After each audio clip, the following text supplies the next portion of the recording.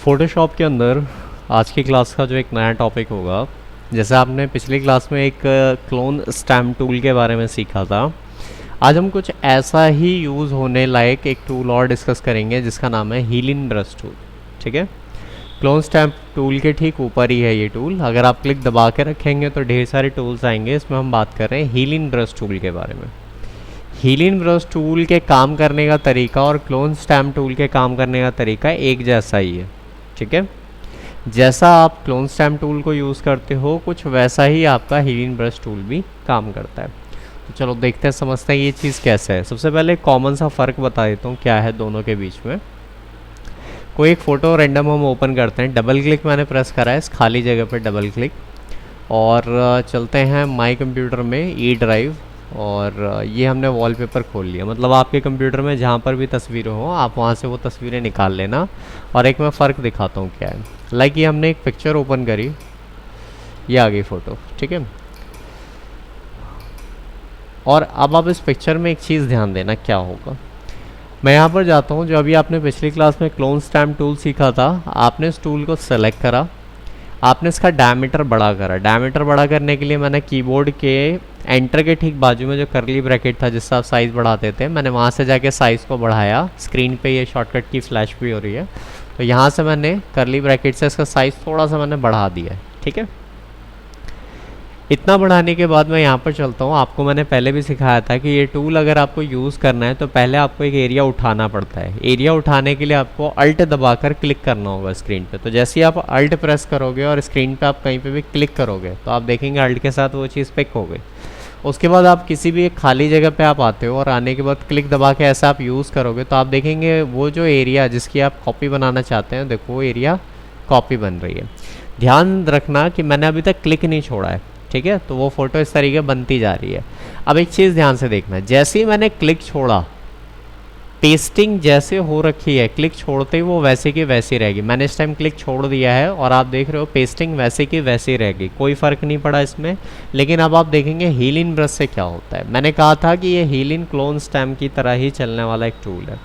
तो हम यहाँ पर चलते हैं, हीलिंग के ऊपर मैंने यहाँ क्लिक करा, देखो ये भी बिल्कुल वैसा ही आ रहा है। डायमीटर इंक्रीज़ करने के लिए आप एंटर के बाजू वाला बटन यानी ये करली ब्रैकेट को आप प्रेस कर लेंगे ताकि इंक्रीज़ हो जाए। उसके बाद इसको भी चलाने के लिए आपको एक एरिया पहले उठाना पड़ता है, जैसे आप क्लोन स्टैम्प टूल में उठाते थे। तो मैंने कहा था ना कि क्लोन स्टैम्प जैसा ही ये टूल है। तो आप यहाँ पर जाओ, अगेन फिर वही बात है, आप अल्ट दबा कर रखेंगे और आप एक एरिया पे क्लिक करेंगे, मतलब वो एरिया उठ गया।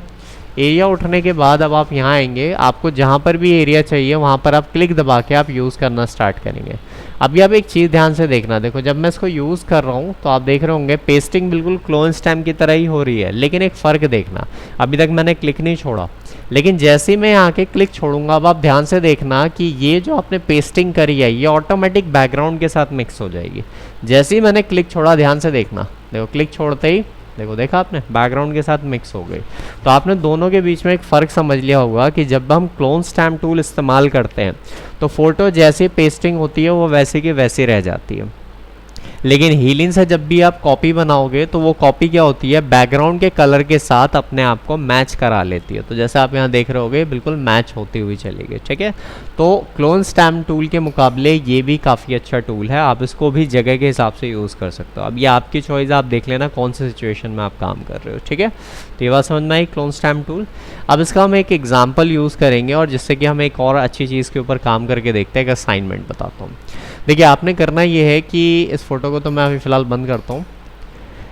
आप यहाँ पर खाली जगह पर डबल क्लिक करो, ये ऑप्शन खुलेगा। ठीक है, इस ऑप्शन के अंदर आप जाएंगे माई कंप्यूटर में, आपने वही डी ड्राइव ई ड्राइव जो भी आपके कंप्यूटर में आ रहा है आप इसको ओपन करेंगे और यहाँ थ्योरी मिलेगी। ठीक है, थ्योरी को आप ओपन करना और यहाँ पर आपको मिलेगा प्रोजेक्ट।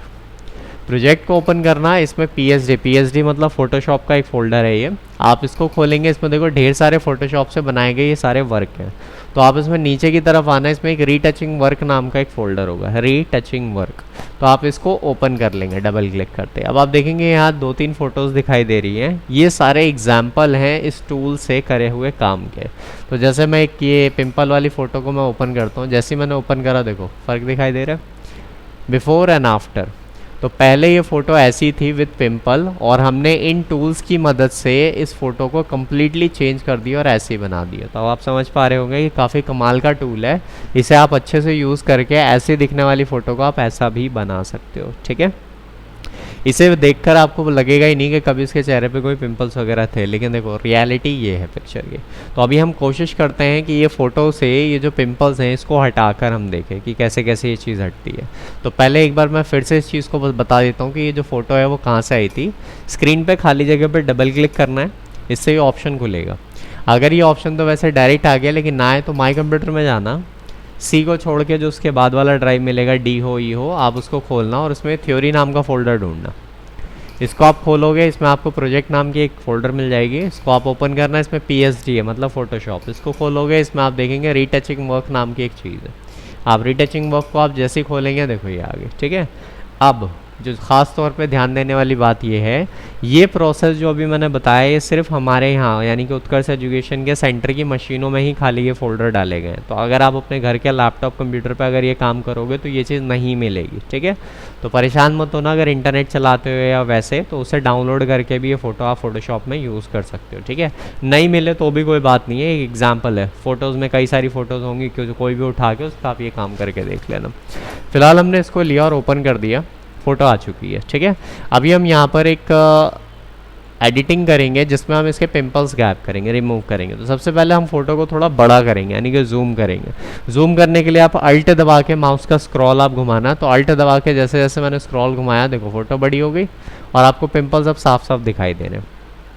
फ़ोटो को मूव करने के लिए ये रहा स्क्रॉल बार, यहाँ से आप मूव कर लो ताकि आपको फ़ोटो एग्जैक्ट वहीं दिखाई दे जहाँ पिंपल्स हैं। ठीक है, इतना आने के बाद आप यहाँ जाएंगे, हीलिंग ब्रश टूल को आप उठाएंगे और एक चीज़ ध्यान रखना, हीलिंग का ये जो डायमीटर है यानी कि जो गोला बनकर जो आ रहा है इसको आप छोटा रखेंगे, इतना बड़ा नहीं रखेंगे।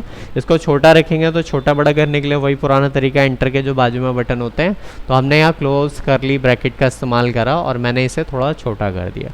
इसको छोटा इतना रखना है कि वो सिर्फ एक पिंपल को खाली कवर करे। ठीक है, ज़्यादा बड़ा नहीं रखना इसको, तो आप जितना हो सके आप इसको छोटा ही रखिए। अब जैसे मैंने इसको इतना छोटा रख लिया है, अब देखो ये यूज़ कैसे होगा। हीलिंग का काम होता है किसी डैमेज एरिया को रिपेयर करना। हील का मतलब होता है किसी चीज़ को भर देना। ठीक है, अब इस टूल से आप दिमाग लगा के ये काम कर सकते हो। कैसे, मैं देखता हूँ कि देखो यहाँ की स्किन जो है इसकी वो बिल्कुल ठीक है, अच्छी स्किन है। तो मैं एक काम करता हूँ, इस अच्छे स्किन वाले एरिया का सैंपल उठाता हूँ और मैं डैमेज स्क्रीन पे फिल कर देता हूँ। हीलिंग का मतलब क्या होता है, भरना, किसी चीज़ को भर के रिपेयर कर देना। तो ये वही टूल है। ठीक है, तो आप यहाँ पर जाइए, किसी अच्छे पोर्शन पे आप अल्ट के साथ क्लिक करेंगे क्योंकि ये काम वैसे ही करता है। तो मैंने अल्ट दबा के रखा और किसी अच्छे पोर्शन पे मैंने एक सिंगल खाली क्लिक कर दिया। क्लिक करके जैसे ही मैंने अब अल्ट भी छोड़ दिया और क्लिक भी छोड़ दिया। अब क्या करना है, आप यहाँ पर आइए, वहाँ से सैंपल उठ चुका है। अब मैं जो भी एरिया डैमेज है मैं खाली उसके ऊपर ला के भाई क्लिक दबा के छोड़ दूंगा। देखो मैजिक देखा आपने, 1 सेकंड में पिंपल गायब। तो अब करना क्या है, हमारा सैंपल वहाँ से उठ चुका है, अब आपको सिर्फ क्लिक क्लिक क्लिक खाली करना है। तो आप देखो यहाँ से समझ पा रहे हैं। ठीक है, तो क्लिक क्लिक करने से क्या मैजिक हो रहा है, फटाफट फटाफट पिंपल्स गायब होते जा रहे हैं। अगर मैंने मान लो कि अब ये भी एक पिंपल है, देखो इस तरीके क्लिक क्लिक क्लिक कर करके वो देखो यहाँ पर सारे पिंपल्स देखो, समझ पा रहे हैं आप, गायब हो गए। देखो ये काफ़ी बड़ा सा पिंपल है, अब हम इसको भी गायब करके देखते हैं। एक ना रूल होता है इसके अंदर, ये रूल क्या है, एक तरीका क्या है कि जैसे आपने अभी अभी एक अच्छी स्किन यहाँ से उठाई थी ना और उसके आसपास के आपने एरिया सारे रिपेयर कर दिए, लेकिन ऐसा मत करना कि इसी अच्छी स्किन से हर जगह के एरिया को आप रिपेयर कर रहे हो, क्योंकि जो हमारा फेस होता है ना उसमें अलग अलग जगहों पे स्किन का टोन अलग होता है। ठीक है, तो आप जिस जगह को रिपेयर कर रहे हो कोशिश करें कि उसके आसपास की अच्छी स्किन को उठाएं ताकि देखने में वो चीज़ ओड ना लगे, अच्छे से मैच हो जाए। तो जैसे मुझे इसको रिपेयर करना है तो देखो यहाँ की स्किन अच्छी है, तो मैं अल्ट दबा के अब यहाँ से सैंपल ले लेता हूँ क्लिक करके। ठीक है, क्लिक कर दिया, अब मैं दोनों चीज़ छोड़ देता हूँ और उसके बाद हम यहाँ चलते हैं और देखो इसके ऊपर एक सिंगल खाली क्लिक करते ही देखो पूरे पिंपल गायब। मैं बैक जाके दिखा देता हूँ कि पहले ये कैसे थी, Ctrl+Alt+Z, तो आप देखेंगे दिखाई दे रहे, वापस से पिंपल आ गए। अगर मैं इसके ऊपर क्लिक करता हूँ तो आप देखेंगे 1 सेकंड में गायब। समझ पा रहे हैं आप इस चीज़ को। तो इस तरीके करके आप यहाँ की हीलिंग आप कर सकते हैं, यानी कि रिपेयरिंग, जहाँ जहाँ आपको लगे चीज़ें ख़राब हो रही हैं आप इसको इस्तेमाल करें। अब जैसे आप ऊपर का पोर्शन करना है तो फिर आप यहाँ के आसपास की कोई अच्छी स्किन लेंगे। तो अल्ट के साथ मैंने यहाँ से सैंपल उठाया, फिर उसके बाद मैंने यहाँ छोड़ के क्लिक क्लिक क्लिक क्लिक आप देख रहे होंगे रिपेयरिंग स्टार्ट हो रही है। समझ पा रहे हैं आप इस चीज़ को? ठीक है, तो इस तरीके से करके आप यहाँ पर आराम से आप अपने पूरे फेस को आप रिपेयर कर सकते हैं। कोई डाउट है इसमें? समझ में आई ये चीज़?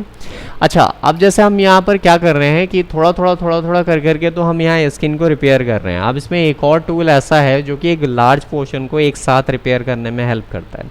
ये लार्ज पोर्शन क्या है, तो इसको आप थोड़ा सा नीचे करो। जैसा आप यहाँ देख रहे हो काफ़ी सारा डैमेज एरिया है कम्प्लीटली। अब हम इसको एक एक करके करेंगे तो थोड़ा वक्त खर्च होगा, हो तो जाएगा वैसे भी, लेकिन वक्त खर्च होगा। तो हम इसकी जगह एक और नया टूल डिस्कस करते हैं। आप हीलिंग के अंदर ही आते हो, ये पैच टूल होता है।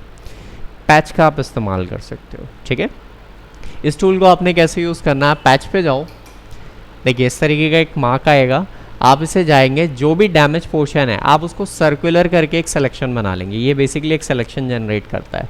तो मैं कहता हूँ जी मुझे इतना पोर्शन जो है इसका डैमेज है, तो मुझे इतने को रिपेयर करना है, तो मैंने इतना पोर्शन ऐसे करके क्लिक करके सेलेक्ट कर लिया। हो गया, ये जो सिलेक्शन हुआ है ना, अब ये इस एरिया में मिररिंग का काम होगा, मतलब शीशे जैसा काम होगा। कैसे? इसके अंदर माउस को लेकर आओ, क्लिक दबा के रखो और इसको खींचते हुए किसी सही जगह पे ले आके आप छोड़ दो जहाँ की स्किन सही हो। तो वो क्या करेगा, इसे शीशे की तरह वहाँ से जोड़ देगा। इसका मतलब जहाँ का एरिया ठीक होगा वो एरिया इसके अंदर दिखने लगेगा। तो इट मीन सारा एरिया रिपेयर हो जाएगा। कैसे? देखो इसके अंदर से आपने क्लिक दबाया, देखो खींचते हुए लेकर के देख रहे हो, बिल्कुल शीशे की तरह ही है। ठीक है, तो आप यहाँ पर एक सही जगह पे आप ले जाइए और जैसे ही आप क्लिक छोड़ोगे आप देखेंगे, देखो 1 सेकंड में पूरा एरिया रिपेयर हो गया। कंट्रोल डी, सिलेक्शन हटा दिया हमने। अब आप देखेंगे, देखो यहाँ की स्किन थोड़ी देर पहले पूरी डैमेज पड़ी हुई थी, लेकिन अब आप देख रहे होंगे पूरी रिपेयर हो चुकी है। अगर मैं कंट्रोल अल्ट जेड करके दिखाऊँ तो देखो पहले ये स्किन कंट्रोल अल्ट जेड ऐसी थी, दिखाई दे रही है स्क्रीन पे। ठीक है, कैसे धब्बे से बने हुए हैं, लेकिन जैसे ही मैंने ये वाला टूल इस्तेमाल करा, इसके अंदर से ऐसे उठाया और अच्छे एरिया पे ले आके जैसे ही मैंने छोड़ा, अब आप देखेंगे 1 सेकंड में पूरा रिपेयर हो गया। क्लियर है इतनी चीज़? ठीक है, तो ये भी हीलिन बड़े कमाल का टूल है। आपको यहाँ रिपेयरिंग करनी है तो आप वैसे ही कर सकते हो। ठीक है, एक बार मैं फिर से इसको करके दिखा देता हूँ। आपने जो भी आपका डैमेज पोर्शन है आप उसको पहले इस टूल से इस तरीके करके सेलेक्ट कर लेंगे और उसके बाद उसके अंदर से क्लिक दबा के उठाते हुए किसी सही एरिया पे ले आके आप छोड़ देंगे, तो आप देखेंगे ऑटोमेटिक वो रिपेयर होगी। ठीक है, सिलेक्शन आप हटा दो और फिर आप देखेंगे यहाँ पर चीज़ रिपेयर होगी। ठीक है, तो ऐसे करके आप यहाँ से हीलिंग ब्रश टूल का भी इस्तेमाल कर सकते हैं और पैचिंग का भी इस्तेमाल कर सकते हो। तो अभी आप ये 2 टूल्स अच्छे से स्टडी करो, देखो, प्रैक्टिस करो इसके अंदर। कुछ चीज़ ना समझ में आए तो वीडियो भी है, इसको आप रिवाइंड करो, अच्छे से देखो, फिर भी कोई दिक्कत आए तो आप मुझसे पूछेंगे।